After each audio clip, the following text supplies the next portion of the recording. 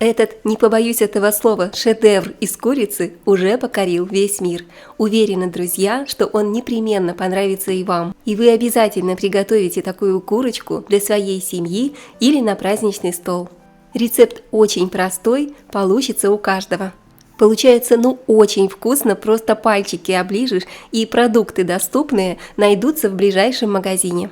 А я сразу приглашаю вас подписаться на канал «Готовим дома», если вы еще не подписаны. На моем канале много вкусных, простых и проверенных рецептов. Итак, для рецепта мне понадобится 5 куриных ножек, если точнее, то 5 куриных голеней. Очень важно взять именно куриные голени, не бедрышки, чуть позже узнаете почему. Отправляем куриные ножки в кастрюлю и заливаем холодной водой. Так, чтобы вода полностью покрыла курицу. Нам нужно сварить курицу до полной готовности и мягкости, и заодно мы с вами приготовим вкусный и ароматный бульон. Здесь все как обычно. Воду доводим до кипения и снимаем пену. По вкусу добавляем соль.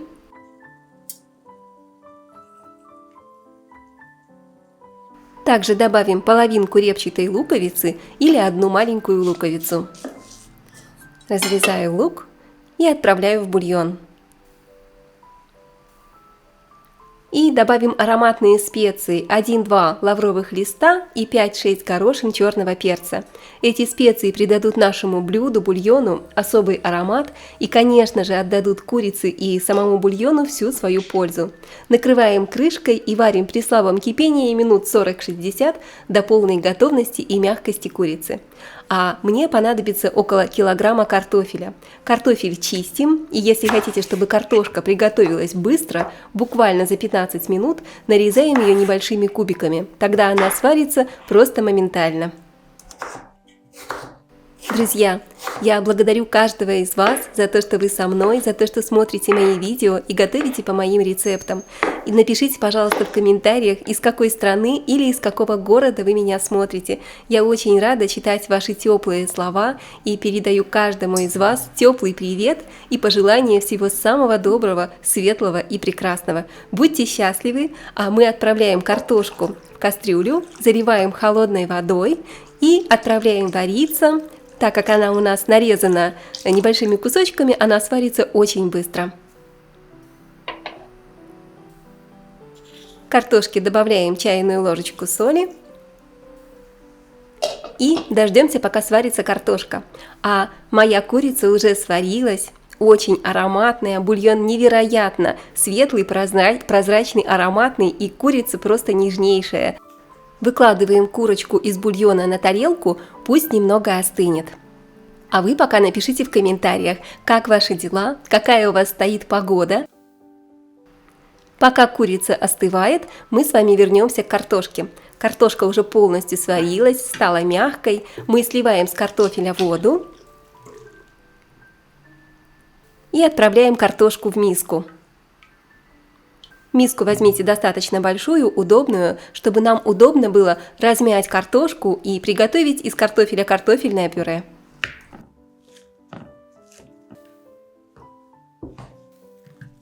Друзья, рецепт просто фантастический. Такого простого, быстрого и легкого рецепта я еще не встречала. Когда я приготовила, я удивилась, насколько шикарно он выглядит и насколько просто готовится. Теперь вернемся к нашей курочке. Мякоть отделяем от костей и не выбрасывайте куриные косточки. Они нам здесь пригодятся. Вы увидите, для чего это будет нужно. Сложите их просто отдельно. А куриную кожу перед варкой вы можете снять. Кто-то любит, чтобы бульон был не слишком жирный. А косточки, вот они, аккуратненько складываем на тарелочку, отставляем в сторону до конца приготовления. А куриное мясо, куриную мякоть мелко нарезаем. И пока не забыли, друзья, я предлагаю сохранить вам этот рецепт, поделиться им с друзьями, чтобы не потерять.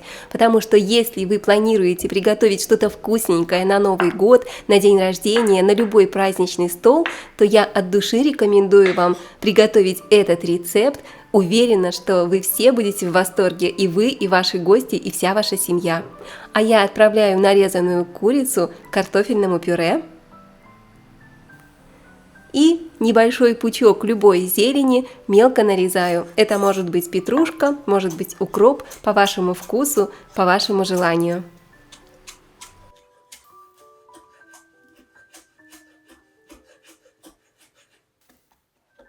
Вот так вот помельче измельчаем петрушку и отправляем в миску картошки с курицей.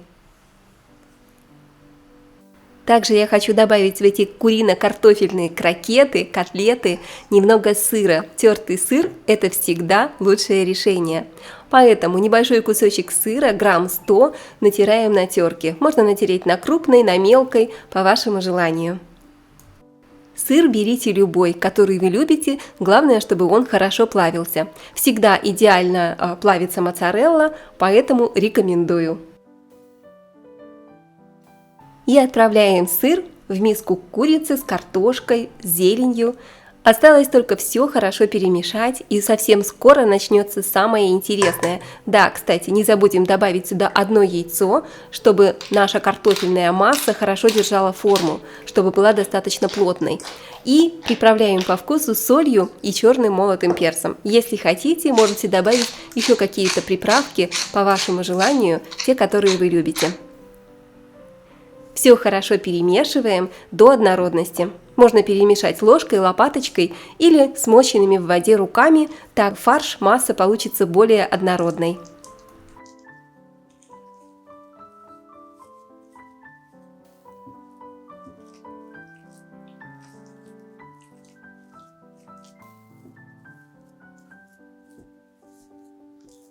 И все уже готово. Сейчас начнем формировать котлеты. Смачиваем руки водой и набираем порцию картофельного теста с курицей, с сыром.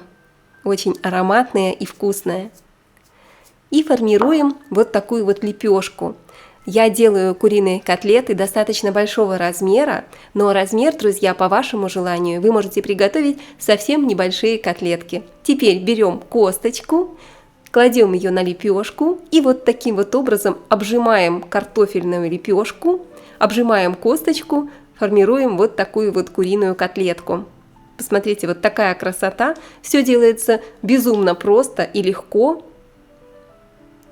И на самом деле процесс приготовления такой интересный, невероятно увлекательный. Я получила море удовольствия, формируя вот такие вот котлетки, похожие на киевские. Аккуратненько формируем котлету, со всех сторон приглаживаем ее. Посмотрите, вот такая вот аккуратная, красивая котлетка у нас получилась. Выкладываем котлеты на тарелку. И таким же образом набираем следующую порцию теста. Давайте приготовим еще одну котлетку. Покажу вам. Смотрите внимательно, смотрите подробно, повторяйте за мной, и у вас точно все получится. Формируем лепешку и на лепешку кладем куриную косточку.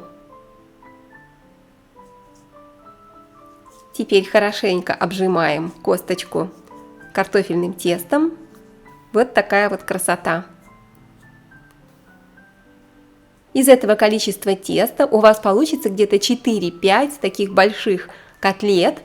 Если хотите, как я уже говорила, делайте котлеты небольшого размера, тогда можно приготовить их побольше. Но вообще-то, друзья, этот рецепт сразу стал моим любимым с первого кусочка, поэтому рекомендую делать двойную или тройную порцию, потому что эти котлеты просто улетают в лед, ни одной не останется, моя семья их съела с огромным удовольствием. Так что обязательно готовьте, точно не пожалеете. Вот такие вот красивые котлетки у нас получились. Все уже готово. Теперь осталось приготовить только панировку. Котлетки пока отставим в сторону. Разбиваем в миску 3 куриных яйца.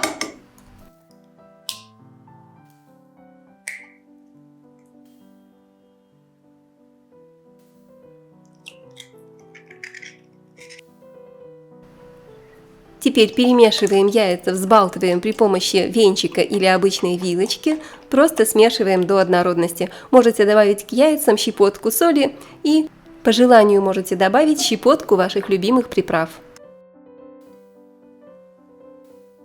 В другую емкость насыпаю примерно стакан обычных панировочных сухарей.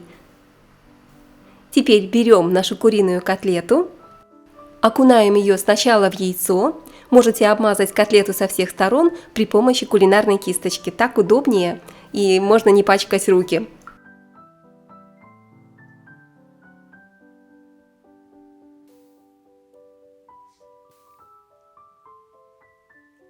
И после того, как искупали котлету в яйце, окунаем ее в панировочные сухари и хорошенько обваливаем в сухарях. Вот таким вот образом. Такая вот красота получается. Лишнюю панировку стряхиваем, чтобы она не горела.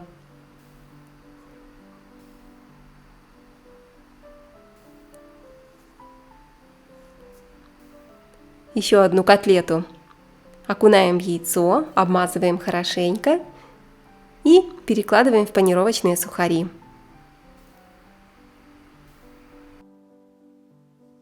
Такие котлеты можно приготовить заранее, а перед подачей к столу просто разогреть в духовке или в микроволновке. Это очень удобно и сэкономит вам кучу времени. Вам не придется жарить их прямо перед приходом гостей, и вы сможете встретить всех своих любимых гостей и друзей в нарядном платье, вкусным, нарядным, праздничным, действительно королевским блюдом, которое, я уверена, все оценят по достоинству.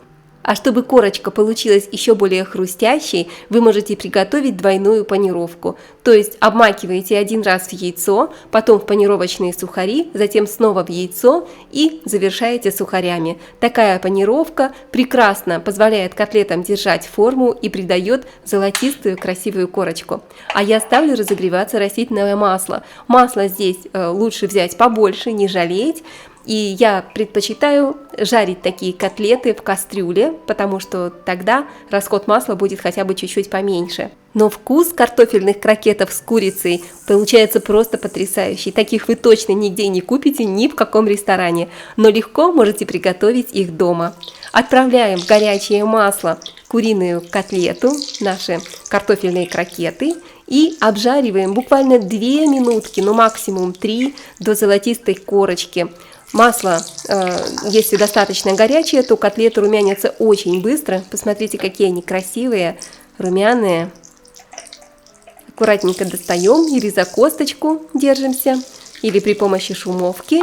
И выложите котлеты на бумажное полотенце, чтобы убрать, удалить излишки масла. Посмотрите, вот такая вот красота получается, просто шедевр. Отправляем в горячее масло еще один картофельный крокет. И обжариваем 2-3 минутки в кипящем масле. Не забывайте, друзья, делиться рецептом с друзьями, если он вам понравился. И пишите комментарии. Я всегда с нетерпением и с большой благодарностью читаю ваши теплые слова. Все уже готово. Посмотрите, это просто шедевр. Уже не терпится поскорее попробовать. Мы сейчас с вами разрежем котлетку и посмотрим, какие они получились внутри. А я пока дожариваю последний крокет. Вот такая вот красота получилась. Просто невероятно, глаз не отвести. Это блюдо действительно достойно королевского праздничного стола.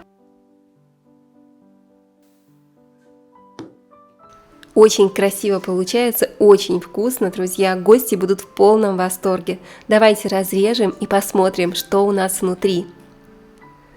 Хрустящая корочка необыкновенная, режется очень легко. Только посмотрите, внутри классная, вкусная картофельная пюрешка с курочкой, с сыром, с зеленью. Это так вкусно, словами не передать. Сочетание хрустящей корочки и нежной начинки, что может быть вкуснее, друзья? Ну а я предлагаю вам приготовить еще одно вкуснейшее блюдо на праздничный стол. Не переключайтесь, будет очень вкусно.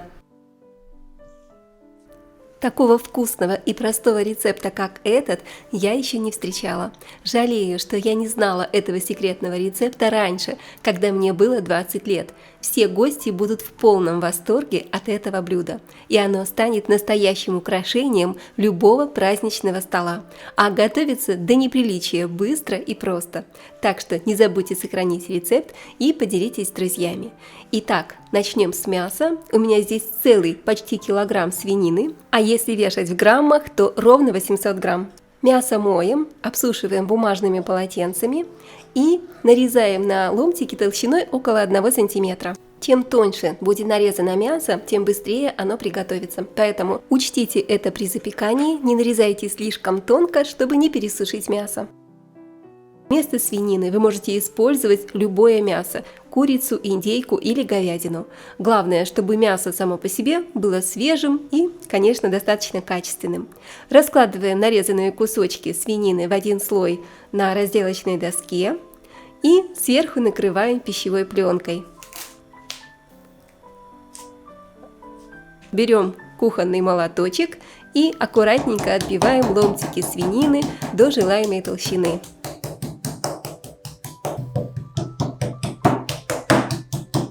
Слишком сильно усердствовать не нужно, просто слегка отбейте мясо с двух сторон. Для этого рецепта я взяла свиную корейку. Можно готовить и из другой части свинины, и идеально, если мясо будет с небольшими прослойками жира или сала. Тогда оно получится идеально сочным. Но если мясо недостаточно жирное, как у меня, например, мы с вами все равно сделаем его нежным и очень сочным. Чуть позже покажу, что для этого потребуется. А сейчас мы хорошенько солим и перчим отбивные черным молотым перцем. Солим и перчим с двух сторон, чтобы мясо хорошо пропиталось специями и солью, и получилось, конечно же, вкусным. Вы можете также добавить ваши любимые специи, например, смесь итальянских трав или немного сладкой паприки. Если любите остренькое, то, конечно, добавьте красного острого молотого перчика. Теперь хорошенько натираем мясо солью и перцем, прямо пальчиками втираем специи в наши отбивные. Друзья, это блюдо настолько универсально, что его можно приготовить как для семейного ужина в выходные, так и на праздничный стол. Согласитесь, намного приятнее порадовать своих близких чем-то вкусным и необычным, не проводя весь день на кухне. А здесь все очень просто. Замариновали, запекли и все готово. И это идеальный вариант для тех, кто ценит свое время и любит вкусно покушать и накормить семью вкусным и быстрым ужином. Переворачиваем отбивные, солим и перчим их по вкусу с другой стороны. Все, друзья, мясо мы с вами подготовили. Собираем отбивные в стопочку, кладем на тарелку и отставляем в сторону, чтобы мясо постояло и хорошо пропиталось специями. Можно замариновать свинину с вечера, тогда на следующий день вам останется только быстренько ее запечь. Друзья, с каждым днем вас становится на канале все больше, и я этому очень рада. Напишите, пожалуйста, в комментариях, если у вас есть такое желание, из какой страны или из какого города вы меня смотрите. Я читаю все комментарии и желаю вам каждому лично всего самого лучшего, и пусть в вашей жизни все будет хорошо. Пока мясо маринуется, берем штучки 4 картофелины. Картофель нарезаем ломтиками. Стараемся, чтобы ломтики были потолще, так получится вкуснее. Для нарезки я использую вот такой фигурный нож. Мне очень нравятся красивые и рельефные ломтики картошечки, которые получаются благодаря этому чудесному ножу. Тем более такой нож для нарезки овощей стоит совсем недорого, но любое блюдо, приготовленное с его помощью, с его использованием, всегда станет украшением вашего стола. Только посмотрите, какая красота получается!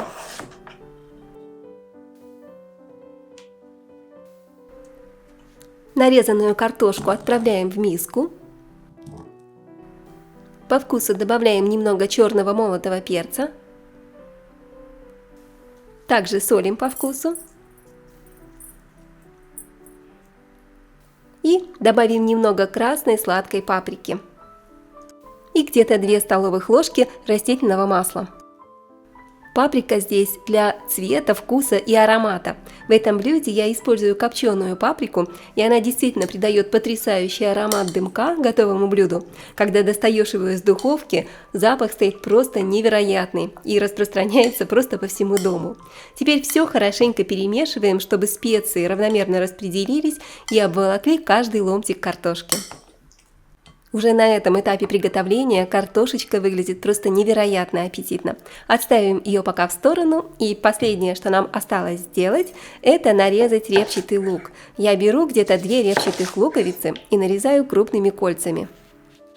Я еще очень рекомендую замариновать лук. Просто добавьте к нарезанному луку немного соли, щепотку сахара, черный молотый перец и по желанию ложечку уксуса или лимонного сока. Все это соедините в контейнере или в тарелочке, перемешайте и оставьте минут на 20, чтобы лук пропитался всеми ароматами. Ну что, друзья, все самое сложное приготовление этого вкуснейшего блюда уже позади. Осталось только все самое веселое и интересное. Беру 2 обычных деревянных шпажки, те самые, которые чуть длиннее, чем зубочистки, и вот таким вот образом насаживаем на них картошечку. Следом за картошкой идет наша отбивная из свинины или из любого другого мяса, которое вы предпочтете, на ваш выбор. И вот таким вот образом насаживаем колечко лука. Вот такая вот красота получается. Все делается очень быстро и просто. Настолько просто, что я жалею, что я не знала об этом рецепте раньше. И для сочности мы с вами добавим ломтик бекона между слоями мяса, картошечки и лучка. И именно бекон сделает наше блюдо сочным, даже если ваше мясо недостаточно жирное. А вместо бекона вы можете взять ломтики сала. И таким образом мы с вами чередуем слои и собираем нашу прекрасную мясную пирамидку. Такая домашняя шаурма получается. Выглядит невероятно аппетитно и вкусно, и можно уже ставить разогреваться в духовку. Осталось совсем чуть-чуть. Друзья, не забывайте ставить лайки, делиться рецептом с друзьями и подпишитесь на канал «Готовим дома». У меня для вас много вкусных, интересных и проверенных рецептов, и мои рецепты выходят 2 или 3 раза в неделю, так что подпишитесь, не пожалеете. Лучок, бекончик, картошечка. Очень-очень вкусное сочетание. Все готово, только посмотрите, какая красота у нас получилась. Представляете, как это будет вкусно? Вы можете заранее собрать такие шашлычки и хранить в холодильнике, а перед приходом гостей запечь и подать на праздничный стол. Тем самым сэкономите просто кучу времени и встретите гостей в нарядном платье при полном параде и угостите вкуснейшим домашним шашлычком. Друзья, теперь берем лист фольги. На фольгу я кладу лист пергамента, чтобы мясо не прилипло к фольге. Я смочила пергамент водой, кладу пергамент на фольгу и сверху выкладываю наш гениальный шашлык, почти шаурму. Заворачиваем шашлык сначала в пергамент, заворачиваем плотненько. Стараемся, чтобы все соки сохранились внутри, ничего не вытекало, тогда шашлык получится идеально сочным. И вот так вот упаковываем нашу бандероль. Мясная бандероль. Очень аппетитно выглядит. Просто подарок на Новый год. Друзья, конечно, этот рецепт вы можете приготовить на Новый год, на день рождения, на любой праздник. Как я уже говорила, или просто в выходной день порадуйте вашего мужа, вашу семью. Кладем мясо на противень и отправляем в духовку, температура 180 или 200 градусов. Отправляем наше царское блюдо в духовку где-то на 1 час. А пока наша мяска томится в духовке, а по дому разносятся божественные ароматы, в миске смешиваем 2 столовых ложки соевого соуса, столовую ложку кетчупа, можете добавить чайную ложку меда, а также чайную ложечку горчицы. Можете взять французскую горчицу такими зернышками, получится очень вкусный соус-глазурь, который мы с вами покроем мясо для придания ему красивой золотистой аппетитной корочки. Также добавляю в глазурь где-то столовую ложку растительного масла. Все хорошо перемешиваю, и соус для смазывания мяса полностью готов. Достаем свинину из духовки. Пахнет просто божественно, друзья. Аккуратненько распечатываем нашу мясную бандероль. Осторожно, не обожгитесь, очень горячо.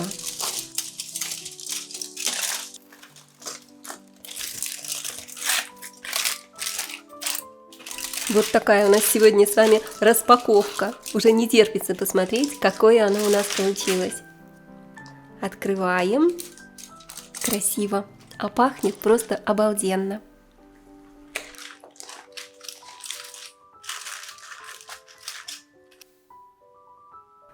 Смажем сверху наш мясной шашлык, шаурму, подготовленным соусом.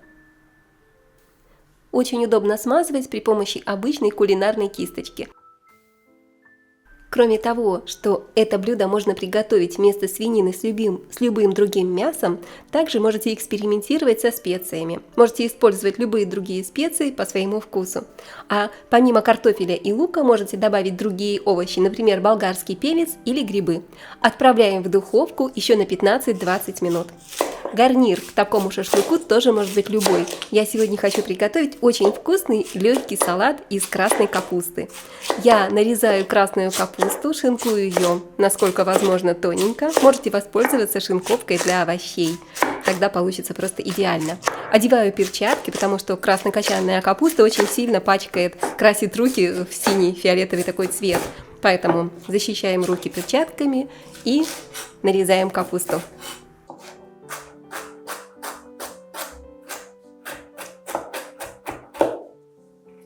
Такая капуста недорогая и очень полезная. Вместо краснокочанной капусты вы можете взять обычную белокочанную капусту. Нарезали и отправляем капусту в миску.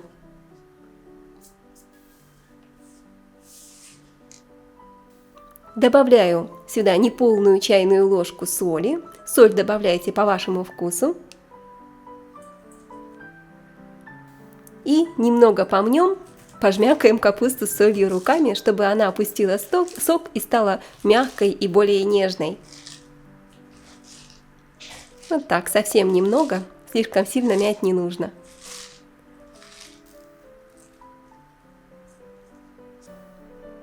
Теперь 1 или 2 луковички-шалот нарезаю колечками. Вместо лука-шалот вы можете взять обычный репчатый лук и нарезать его тонкими полукольцами. И как я уже ранее говорила, если нарезанный лук немного замариновать, он получится еще вкуснее.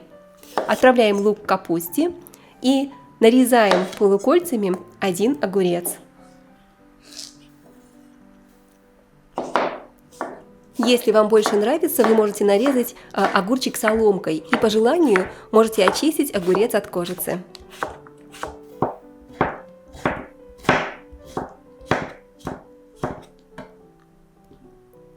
Нарезанные огурцы отправляем в миску к капусте.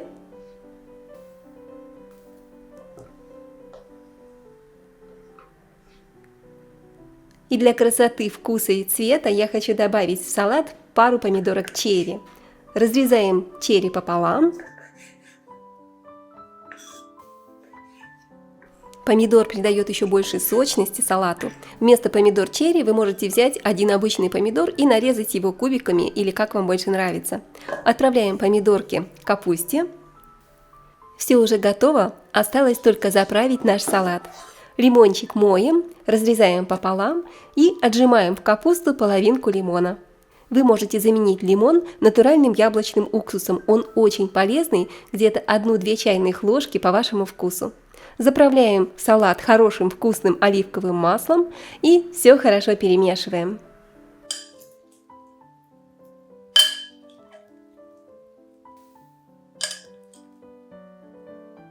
Я люблю мясо сочетать с овощами, поэтому подам его салатом из капусты, а вы, конечно, можете приготовить к нашему шашлыку, к нашей шаурме любой гарнир, какой вы любите, который вы привыкли подавать в вашей семье к мясным блюдам. И что, друзья, наше мясо уже готово, достаем его из духовки, вдыхаем потрясающие ароматы, только посмотрите, какая прелесть у нас получилась, просто красота, глаз не отвести. Давайте разрежем и посмотрим, какое оно внутри получилось. Очень сочное, нож входит как в мягкое масло. Посмотрите, какая красота, какой разрез. Каждый женится на вас, если вы приготовите ему такое невероятно вкусное и сочное мясо с картошкой в духовке. Смотрится, друзья, очень достойно, только представьте его на вашем праздничном столе, ваши гости будут в полном восторге. Очень сочное получилось. Просто шедевр и в пир, и в мир, как говорится. Как видите, приготовить такое вкусное блюдо совсем не сложно. Всего несколько ингредиентов, минимум усилий, а результат превзойдет все ваши ожидания. Попробуйте, друзья, обязательно приготовьте, и я уверена, это блюдо станет одним из ваших любимых. Также не забывайте делиться вашими впечатлениями в комментариях, я всегда рада читать ваши теплые слова. А если вам понравился этот рецепт, ставьте лайк, подписывайтесь на мой канал, у меня для вас еще много вкусных, интересных и проверенных рецептов. Ну а я прощаюсь с вами, буду ждать вас в моем новом вкусном видео. Меня зовут Олеся, вы на канале Готовим дома.